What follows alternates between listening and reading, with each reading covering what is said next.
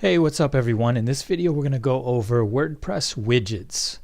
So if you look at a standard WordPress page, you have the main column where your content is, and if you set it up this way, you have a sidebar. You can have a sidebar on the right or the left, or sometimes both. So in this case we have a sidebar on the right, and you see these quick start links. These are here because they're in a widget. So if you want to change the sidebar, you do that through widgets. And not only the sidebar, but a lot of themes you can control what's in the footer down here through widgets. So they have 1, 2, 3, 4, looks like 5 different footer columns. And each of these has their own separate widget area where you can put different widgets in, and you control what displays here. So that's what we're going to focus on: widgets and the sidebar and footers and how you change that content. So first thing you want to do is log into your website, and when you get to the dashboard, if you look on the left column under appearance and widgets, that's where we need to go. So click on widgets, and over here you have the available widgets. In other words, when you install a theme like a premium theme, they usually have a lot of customized widgets. So if it says in focus, that's the theme I'm running on this site. That means it's one of the widgets that they created for their theme. And over here on the right are the widget areas. So this primary widget area is what's displayed on this page here, quick start links, and you can see there's a widget in here called quick start links. So the way that you get into these widget areas, of course, is you just open and close it by clicking here. So if you want to see what's in the first footer widget area, then you just click here, and you can see that it's a plain text feature with HTML code in it. So you can close this up and you can close that footer. And so here's our primary widget area. That's what we're going to focus on right now, is this one. And all the widget areas are treated the same. You just open them up and you drag in whatever widget you want, and then you can rearrange them, put it on top or put it below. And so this is a Twitter widget, and we can put a title here, and we'll just call it tweets, or you can call it latest tweets, or whatever you want. You have to enter in your Twitter name so that it pulls your information from there, and then you click save, and let's go to the page and see if it's displayed. And as you can see, it is not displayed.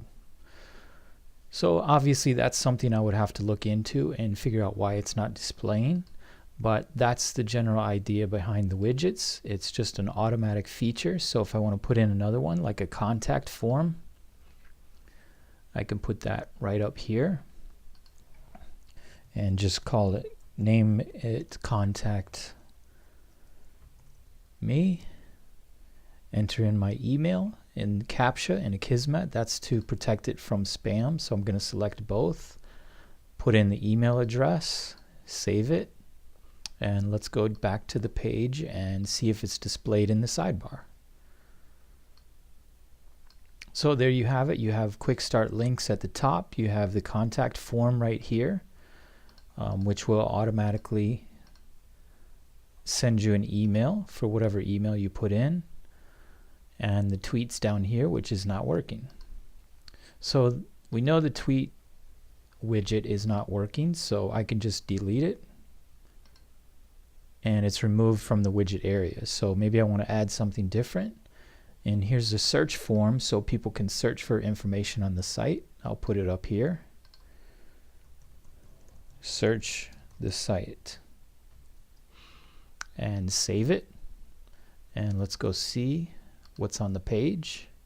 Refresh, and so now you see the quick start links, you have the search bar, and you have the contact form.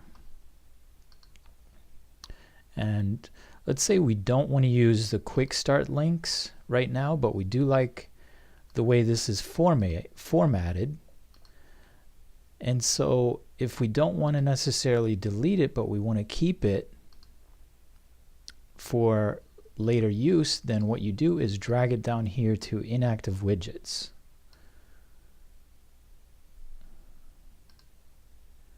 So I accidentally dropped it right here. But then it stays down here so you don't lose this information, you don't lose the HTML code, the formatting and all of that. And then if you want to use it again, you can simply drag it back up and put it in there. But we're going to leave it down here. Just drop it in the inactive widgets, and here it is right there.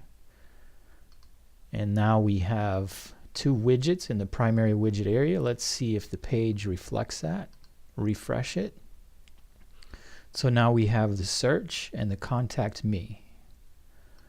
So one other thing that's pretty common is you want to add an image to the sidebar. And the way you do that is through this text widget. So we're going to add the text widget right here. So if you want to use text, or if you want to use HTML code, you need to use the text widget. You can put a title up here, or you can leave it blank if you don't want to use a title. So you could put something like advertisements,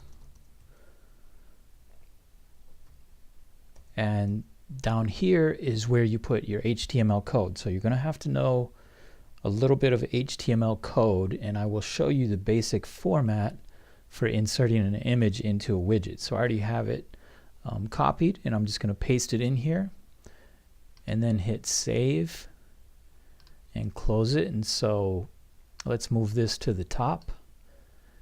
And so now we have 3 widgets. The image should be displayed here, then the search, and then the contact form. So let's see, let's check the page and see what it looks like.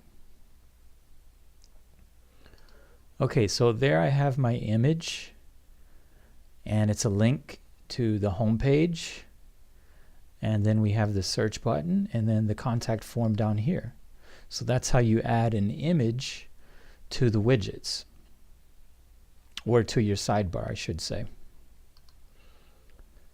So then if we want to remove this and save it for another time, if we don't want to display that button anymore, then we could just drag it down here. And if we're ready to use it again, drag it back up. So that's it for the widgets. You'll have to explore a little bit, check out the different sidebars, the different widget areas, and find out what works best for your website. That's it. I will see you in the next video.